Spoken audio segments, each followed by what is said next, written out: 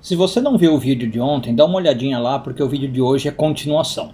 A gente falou dos dois nomes de Deus, Elohim e o tetragrama, falou que o faraó não conseguiu reconhecer um deles, mas hoje a gente vai ver que tem uma coisa especial no nome do tetragrama. Eu sou Yair Alon e esse é o Zohar Diário.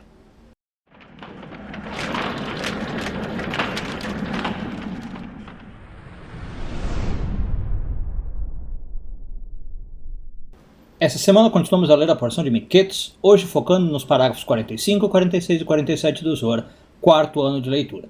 Breve aviso antes de entrar na mensagem, para quem se inscreveu para a palestra de Tendências 2020, dia 26 de dezembro, ótimo, deu tempo, maravilha. Para quem não se inscreveu, acabou. Se você se inscreveu, você já deve ter recebido o link no seu e-mail, tá bom? Dá uma olhada, ele pode ter ido para spam, como eu falei, pode ter ido para lixeira eletrônica, né, esse tipo de coisa, mas o link deve estar lá. Qualquer problema, entre em contato, manda um comentário, dá um grito aí e a gente vê o que a gente faz, tá? Mas eu mando o link de novo. Muito bem.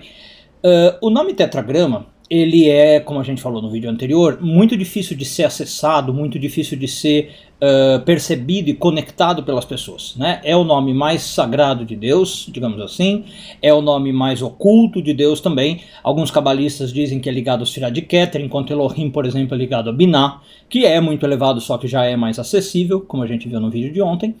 E são poucas as pessoas que se conectam com o nome tetragrama. O Zohar diz que antes de Moisés, praticamente ninguém, né? Nem os patriarcas chegaram nesse nível.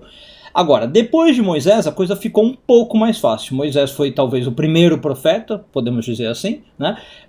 Com isso ele conseguiu trazer o tetragrama para a realidade, então ele atuava em nome do tetragrama, a gente falou ontem, né? Quando ele vai falar com o faraó. E aí a coisa, então, depois de Moisés, fica um pouco mais fácil. O Zohar explica que quem tem uma conexão que permita se ligar ao tetragrama é o povo de Israel. Você já sabe o que significa Israel, né, do ponto de vista da Kabbalah. Então, quando a gente começa a fazer o nosso trabalho espiritual, a gente se liga a esse nome especial de Deus.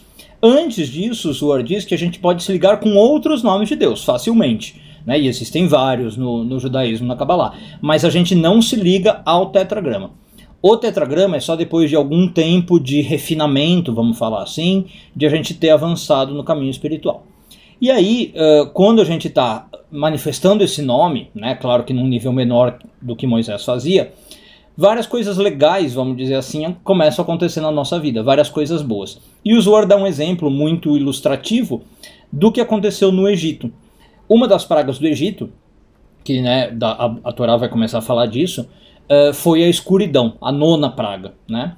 E os sábios contam pra gente que a escuridão tinha uma coisa muito interessante. Ela afetou todo o Egito, mas não afetava onde o povo de Israel estava, né? Onde o povo de Israel estava, tinha luz.